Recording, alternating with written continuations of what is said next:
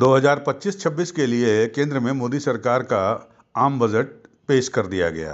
वित्त मंत्री निर्मला सीतारमण ने संसद में बजट पेश करते समय एक बड़ी राहत मिडिल क्लास को प्रदान की है। जी हां, अब 12 लाख रुपए तक की सालाना आय वालों के ऊपर किसी भी प्रकार का इनकम टैक्स नहीं लगाया जाएगा। गौरतलब है कि ये डिमांड काफी दिनों से की जा रही थी। अब इस बजट पर विपक्ष की और पक्ष की दोनों के प्रतिक्रियाएं भी सामने आने लगी हैं।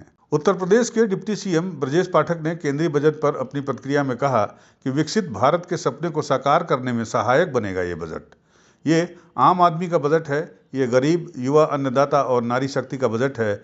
ये बजट देश की अर्थव्यवस्था को विश्व में नंबर 1 पहुंचाने में सहायक साबित होगा। उत्तर प्रदेश के उप मुख्यमंत्री ब्रजेश पाठक का बजट पर प्रतिक्रिया आई। उन्होंने कहा कि मोदी सरकार के द्वारा लाया गया ये बजट एक दूरदर्शी बजट है जो विकसित भारत के लक्ष्य को प्राप्त करने में मददगार साबित होगा।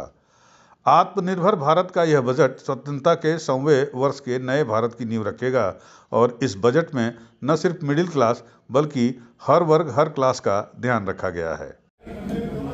आज संसद में देश का आम बजट प्रस्तुत हुआ है। माननीय प्रधानमंत्री नरेंद्र मोदी जी के मार्गदर्शन में जिस ढंग से केंद्रीय वित्त मंत्री निर्मला सीतारमण जी ने बजट प्रस्तुत किया है, उसमें किसानों का विशेष ध्यान रखा गया है। किसानों के साथ साथ युवाओं, महिलाओं, नौजवानों, व्यापारियों, मध्यम वर्ग, निम्न वर्ग, इसके अलावा देश की अर्थव्यवस्था को मजबूती देने वाला बजट है। पहली बार किसानों को कई मामलों में उनके जीवन स्तर को ऊपर उठाने वाला बजट है। उनको किसान क्रेडिट कार्ड पर विशेष रियायत देने का फैसला हुआ, उसकी लिमिट भी बढ़ाई गई है।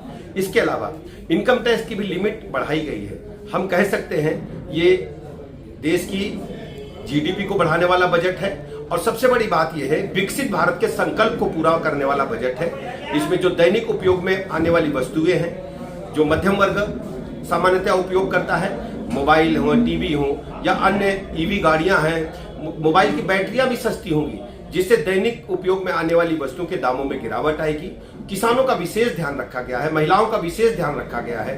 मैं बहुत बहुत आभार प्रकट करता हूं उत्तर प्रदेश के 25 करोड़ लोगों की तरफ से माननीय प्रधानमंत्री नरेंद्र मोदी जी का, और उम्मीद करता हूं कि देश शीघ्र ही विकसित भारत के संकल्प को माननीय मोदी जी के नेतृत्व में पूरा करेगा और उत्तर प्रदेश को विकास को नई गति मिलेगी। बहुत बहुत धन्यवाद।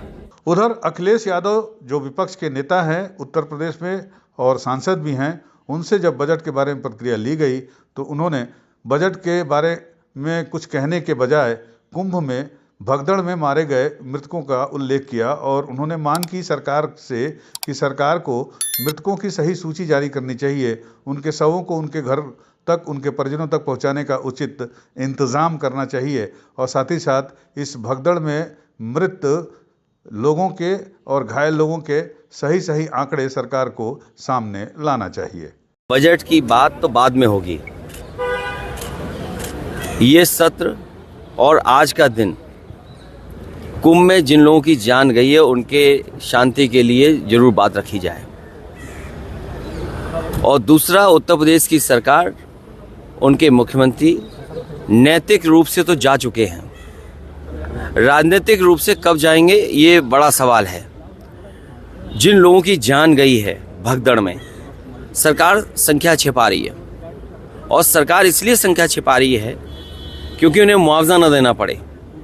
पहले हमारा ध्यान इसी पर है, जो खोए हुए लोग हैं उनकी सही जानकारी दे, सरकार सूची दे, शव का पूरा इंतज़ाम करे, उन्हें पहुंचाने से लेकर के उनके घर परिवार को जल्दी से जल्दी जानकारी और सूचना देनी चाहिए।